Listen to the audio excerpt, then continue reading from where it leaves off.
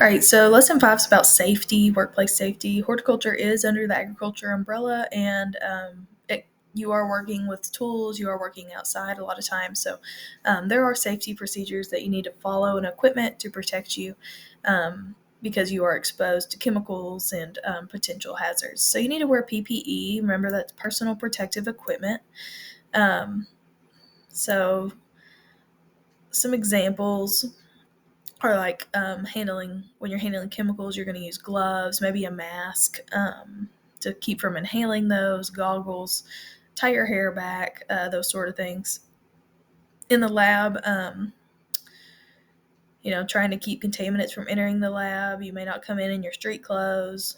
An MSDS sheet, which is just a sheet that's going to show all the different safety information for that material. It provides information about hazards so you know what type of PPE to wear. So gloves are essential for protecting hands, obviously. Boots, a lot of people wear rubber boots to protect your feet from chemicals. Face masks, these help you from breathing dust, chemicals, harmful things. Goggles help protect your eyes. Respirators, these are worn when you're dealing with toxic fumes, like that person's spraying probably a pesticide. Protective jumpsuit, those are most used by individuals who spray chemicals on plants. It's going to protect their skin and every piece of them. And a lot of horticultural jobs you're going to have to lift. So lift smart, don't lift with your back and twist, lift with your legs. Use the tools correctly for their procedure. So instead of carrying everything and wearing yourself out, use a cart or a wheelbarrow. Be careful with the large equipment. Dress for the job. Follow any rules. These are pretty basic. Wear ear protection.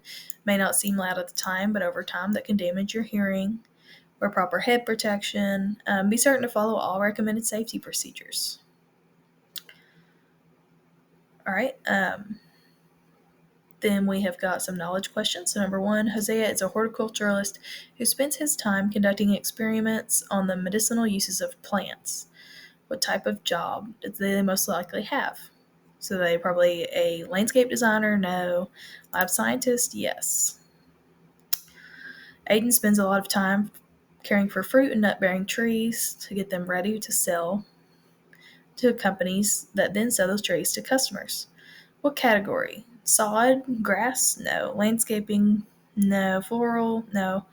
Nursery stock, because he's selling to nurseries that are going to sell to customers. Bhavati is a plant scientist who's using her knowledge to help develop plants that can grow in spite of effects of climate change. What type of plant might she be most interested in developing?